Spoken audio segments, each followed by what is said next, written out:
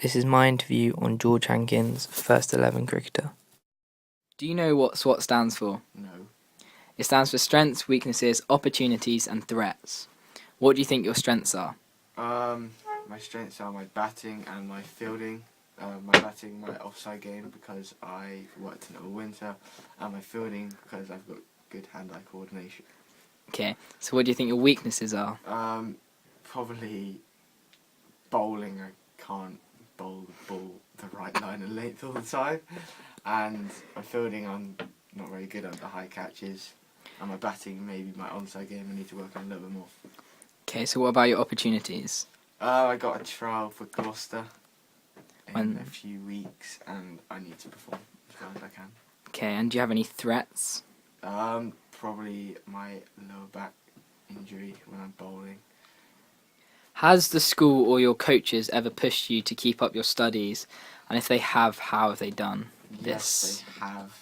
I usually base my studies around my cricket, so they want me to keep my studies up as well as playing cricket, so not having cricket priority over studies. Why do you think they have done this? Because I think I need to have a fallback plan if I don't make it as a professional cricket player. As you are playing with the sight of a pro career in your reach, have you ever had to deal with the media, i.e. bad press, good press, covering of games or interviews? When I played for under-15 nationals and we won, I got interviewed by the press for the paper after the game, and they asked me some just simple questions about the game and how the competition went and how I played. Have you had any lows in your sporting life? And if yes, then how have you been helped through it? Yes, I have. Back 2 seasons ago, where I couldn't really score a run, and I went back to my cricket coach, and we went back to the basics, analysed my game, and found the weaknesses. And What would you like to do if you didn't make it professionally? I would probably like to still be involved in my sport, as I have been involved in sport from a very young age, playing cricket. Maybe be a physio for cricket, because Can you tell me one of your recent goals that you have set yourself? My recent goal was to score 100 for the first team. Have you achieved this goal? I achieved it last week. How did you achieve it? I was working, well, at first I wasn't scoring very many runs, so I went to my coach and asked to work on the things that he thinks I'm weak at.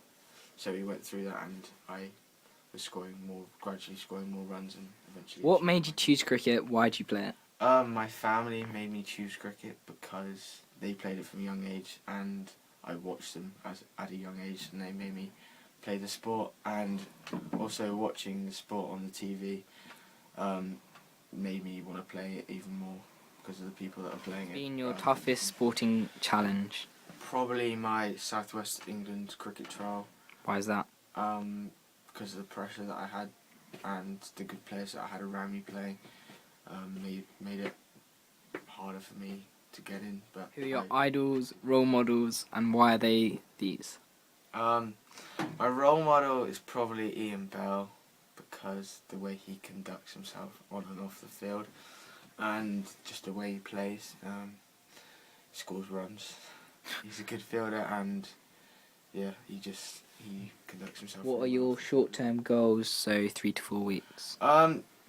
Hopefully trying to get into my trial, into Gloucestershire, and then trying to get another 100 for the first. What are your medium-term goals, so 3 to 4 months from now? Hearing back from my trial at Gloucestershire and making my debut for them, hopefully, and scoring. What are your long-term goals, so from like a year from now? Probably trying to get into the top 3 of the first team. How are you going to achieve that? By keeping practicing and getting as much help from my coach as possible, working on my weaknesses. So, what in your sport makes you above average? My attitude towards the game, turning up to training sessions, meetings, and to the game on time, performing well in practice, setting a good example for the young years who want to come into the first team, and in the field, making sure you look tidy. What is your most enjoyable sporting moment and why? My most enjoyable sporting moment is when I got my first ever 100 against Colstons for prep school in year 8. It was special because I've never got 100 before, and I progressed from there, getting another one a week later.